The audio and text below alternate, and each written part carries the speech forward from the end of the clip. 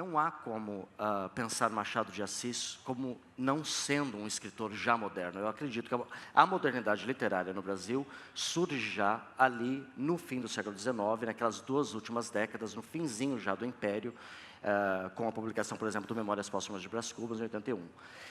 E a crítica que eu fazia é que eu acredito que a gente está passando por um momento no Brasil em que nós teríamos melhores guias nesses escritores do fim do século XIX, que eram extremamente críticos ao que eles estavam vendo ao redor, do que nos modernistas de 22, que de certa forma que tiveram uma importância, acho que tiveram uma importância política muito grande naquele momento, mas o tom demasiadamente celebratório, né, dos modernistas não é exatamente o que a gente está precisando agora. Acho que a gente precisa agora de um Raul Pompeia que termina o Ateneu com o personagem tacando fogo no colégio, né?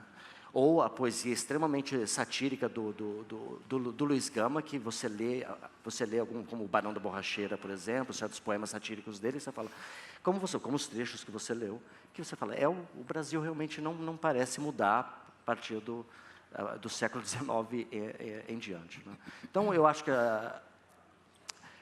os ativistas do movimento negro, as ativistas do movimento feminista fizeram um trabalho extremamente importante nesses últimos anos de negar certos mitos nossos, né, esses nossos mitos da fundação, a ideia da democracia racial e assim por diante, a celebração da mestiçagem em oposição à pureza étnica dos europeus, assim por diante, que são coisas que no fim desse século XX, no começo do século XXI, estavam realmente atrapalhando a conversa, né, atrapalhando a nossa conversa sobre o racismo que existe no Brasil, atrapalhando a conversa sobre a misoginia que existe no Brasil, a homofobia, assim por diante. Que quando o fato do brasileiro se acreditar tão tolerante, torna muito difícil a conversa sobre os preconceitos que há no Brasil. Porque se o país nem acredita que os preconceitos existem, como é que você vai mudar esses preconceitos? Eu acho que isso já mudou, né?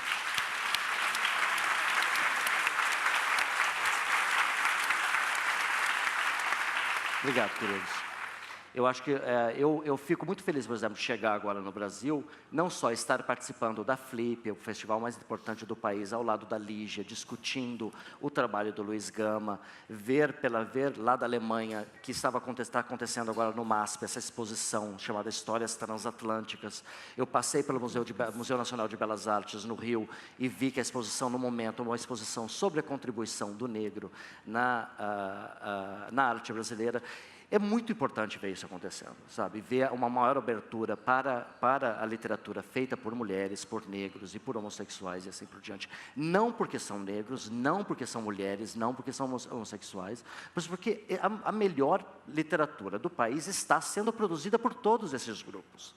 Entendeu? Então, se você não mostra essa literatura que está sendo produzida com tanta qualidade por outros grupos que não são apenas os homens brancos heterossexuais, nós estamos simplesmente, mais uma vez, desperdiçando excelentes textos que não estão sendo lidos por questões que não são sequer literárias, né? Se de um quadrado fizer um ovo, nisso eu dou provas de escritor novo. Luiz, ciências e letras não são para ti. Pretinho da Costa não é gente aqui. E eu quero que o mundo, me encarando, veja um retumbante Orfeu de Carapinha, que a lira, desprezando por mesquinha, ao som decanta de Marimba Augusta. Em nós, falando dele, negro, e de José do Patrocínio, em nós até a cor é um defeito, um vício imperdoável de origem. Se negro sou ou sou bode, pouco importa, o que isto pode? Bodes há de toda a casta, pois que a espécie é muito vasta.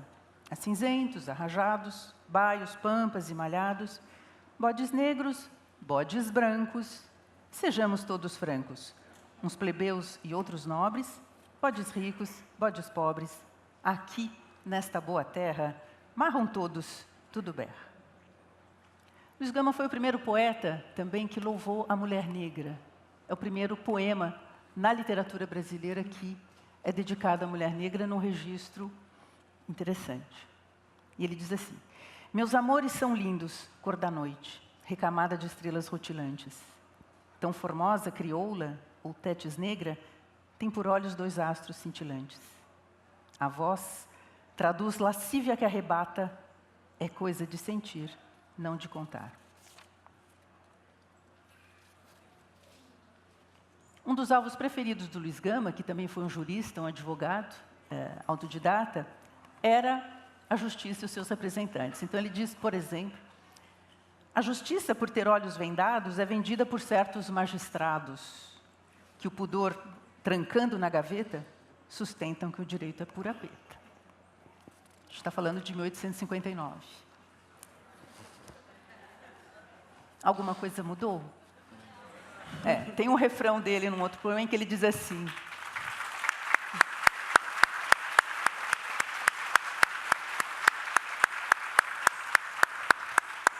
e num outro poema ele diz: não te espantes, ó leitor, da novidade, porque tudo no Brasil é raridade, na sua proverbial ironia. Um trecho de uma carta, falando de si.